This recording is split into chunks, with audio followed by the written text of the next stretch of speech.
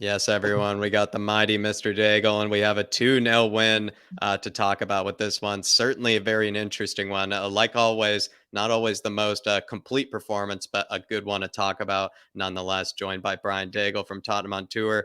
Brian, give me your initial thoughts on the game. Better, Jack, much better. Hmm. First of all, big up to you, David, and all the Irish Army fans. Big up, much love for everything you do. Yeah, do you know what? For me, better, Jack. For me, the first Yeah. half was slow and boring, and as I said, death by 1,000 minutes once again. But it was, it was positive. Everton had the clearest chances, but as soon as Bissouma came on and we went two up top, it just changed. It looked so much more progressive. It was so much more entertaining, and we look so much better in that system at the moment with the current personnel that's available to us. For me, it was a clear marker to say we've got to start with the 3-5-2. Can I ask you, Brian? Like, I kind of went initially in the pre-match build-up, with yourself, and I said I could see why he would go for the 3-4-3 today. We did so well against the likes of Frankfurt. I think Yep. Højbjerg and Bentancur are beasts on their own. Do you feel like maybe myself, as maybe some others could have gotten it wrong or maybe underestimated Everton? Basically, what I'm trying to ask is why did the 3-4-3 maybe not work today? So on that very show that I was on with you, I was saying 3-5-2, wasn't I? Yeah, you And, were, uh, and I kind of vouched for the 3-4-3 if I and recall. the sole reason you got to look at it right now is yes, we played it well against Frankfurt on Wednesday, but we played Uh-huh. it well against them the Tuesday before, and they played a formation that suited us playing the 3-4-3. True, true. What we've got to stop doing is saying, right, 3-4-3 is our best, and that's what we're No going to do. default. And Yeah. thinking, because we're playing our best, that means we win. We've Mhm. got to match and smother other teams. If they put an extra man in midfield to try and cut off the midfield to get to that deadly threesome, which doesn't Yeah. work without Kulusevski, in my opinion, then we Yeah. have to suffocate them. And we have Yeah. to say, right, you might try and suffocate us, but we're not going to do that. Excuse me. We're going to Mhm. suffocate you and get the ball up top. You see, once Bissouma came on, how much Kane and Son were seeing of the ball. Yeah. It was like a different game, and Yeah. that's because we cut we cut Everton off. Even in that second half, Everton didn't even have a shot on goal. Yeah. Not a single shot. There Why? was Because even we spotted their midfield. This is the thing. And like I said, like I've said to you before, Jack, in private and once we've been on streams together, is that three does not work for me without Kulusevski in it. He has become the most uh vital cog in that front three. When he's on there, you've got every chance to play in that 3-4-3 and coming off better. But without him and having Richarlison on the right, and I'm sure we'll talk about the injury and whatever in a second mhm. or whatever, but he just doesn't look good Not on the working right. for you. It's It's not not working working. for him. It's through no fault of his own because he doesn't play in that position. We didn't buy him to play in that position. But this is why with the 3-5-2, and you look when we go to United, hopefully now he's been forced into that 3-5-2 with the injury. Um, Yeah. we just smothered them and we just looked so much better. Did you see that someone came out with the XG, Brian, when he in the second half, Everton had absolute null, like Yep. 0.0000 XG in the second half. Did that sort of show to you maybe how much the game was neutralized once that 3-5-2 came into it? Just felt like, Everton, they just were, yeah, like that's the right word. I think it's just Yeah. neutralized, basically. No, neutralized, terminated. Let's go all Arnold Schwarzenegger. Terminated. You Especially look with at it. Basuma. That's what happened, and I heard David speaking about it as well, saying Basuma's got to take his opportunities. He hasn't taken them always. Well, he came on against Leicester and transformed the game. We Changed looked the so game. much better, and now he's done it again. And I Is that the think that, performance that wins over Spurs fans and perhaps wins over Dave, who gave him didn't exactly wasn't exactly impressed, so far with Basuma. Dave wasn't. Do you feel like that's the performance that should win over a lot of Spurs fans from Basuma? I hope so. I really, really hope so because we keep saying he doesn't take his opportunities. Well, one of the ways he can take the opportunity is be given a start, like Mm, he was against West Ham. Like we know that he did not take that well. Well, hmm. now we've got a couple of months now. Was that in August? Maybe early Yeah, he got September. his So Brighton one, and he got his yeah, Brighton one. he got his Yeah, Brighton one. That's a clean sheet and a win. And give him now another. Yeah, give him exactly. It's progression. It's progression. I think he's slotting in. And like I said, nice. like I said on the show earlier, Jack, when I was talking about Richarlison, do you go 3 with Richarlison or do you sacrifice him? And I think now, if I was to ask David that question, do you play 3 with Bissouma in the middle, or do you have Lucas or Hill playing in a 3 up top against Manchester United? Then I think a lot of people will say, no, you stick Bissouma in. And I think we have to.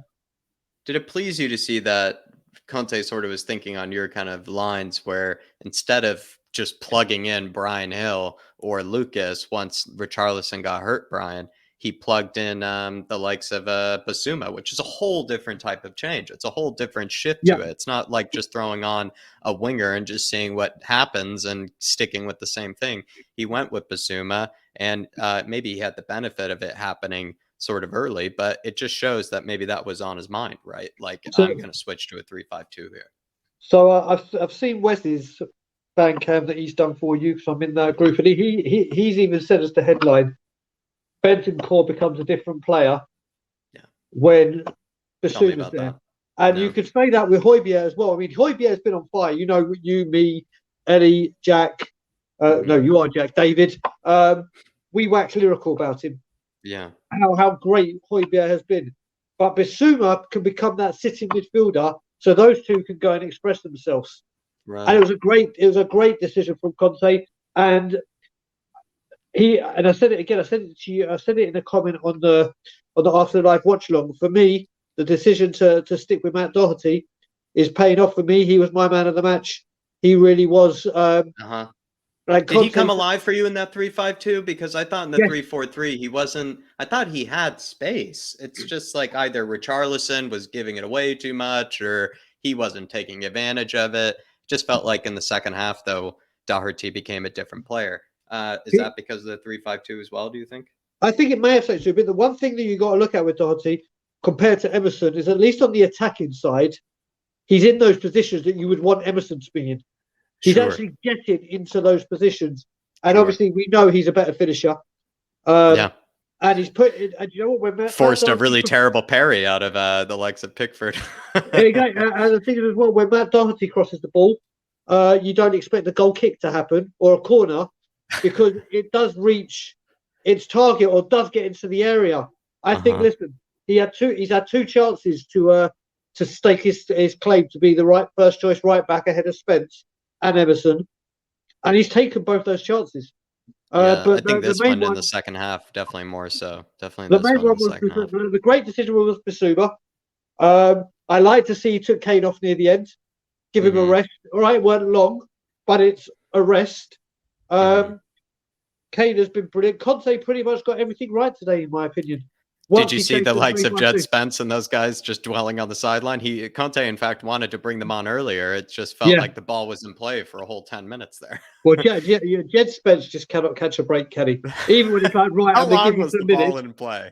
It's just so typical. I'm going to give you some minutes. Once the ball goes out of play, it's like, all right, Jed, wait. Once the ball goes, all right, Jed, well, one set. And then it was like, Jesus Christ, am I going to get on the pitch? But thankfully, he did get on the pitch. All of a sudden, Everton turned into prime Barcelona there. Exactly. Give me your man of the match for today. I said it earlier. I've kind of killed that. For me, I've spoken about Doherty. I think players that you maybe didn't touch on as well. Bissouma definitely deserves a mention. Bentancur and Højbjerg, Harry Kane and Son were great. Kane's, and I heard David speak about his hold-up play, is just sensational. It's just sensational. Son looked brighter. Romero looked more like his normal self. I think everyone, pretty much, you could sit there and say, on the eye test, everyone did their job. Everyone turned it around in the second half, I would say. Completely. Yeah. And then maybe a final message as well, Brian, to Spurs fans. Yeah, I can give a final message. So listen, if you look at it, after the filth, we were all dejected. We were all like, for crying out loud. And we would have asked for, and I'm being very PG there when I said for crying out loud. I could have got a lot worse. But I enjoyed the way you said it. It was we were asking, demanding for some kind of bounce back and some kind of show to say, listen, we're sorry, guys. Right. And forget the way that we've played. We've taken 9 points. True. We have taken 9 points. Out of 9, that's 100%. Yeah. If someone had said to every single Spurs fan back in July, right, on October the 15th, you'll be tied second in the league, but we'll say third because of goal difference with Manchester City, Yeah. and you'll be top of your Champions League group, and you'd only lost one game in the Premier League, every single fan would have bitten your arm off for that. You're right. Every single fan, hands down. That's what we got to look at. We all know, like I said, and I say the famous thing, death by 1,000 cuts, we died, death of 1,000 minutes. The football will get brighter. It will get better. But where we currently sit right now, with a lot of games coming in before the end of or mid-November because of this World Cup, we are in a very, very, very good position. Love that. We really are, and we just it's have nice to, to be at the top of the table still, or at least close to the top of the table. Yeah. Exactly. We're there, and now we can sit back. Hopefully, Leeds do a number on the filth. Yeah. Hopefully, Liverpool can do something to Man Move City. on to the next weekend. And there we go. Manchester United coming up. 3-5-2. On we go. Love that. Beautiful final message, Brian. Actually, brilliant final message. And I knew you had it in you as well. That's why we keep that tab open, because we know you have it in you. Plenty of Dermot as well has a brilliant final message in him as well. But everybody, check out Tottenham on Tour as well. Brian's channel. Also check him out on all the various things he does on We Are Time TV and just throughout the Spurs community. But Brian, as always, come on, you Spurs. In God we trust.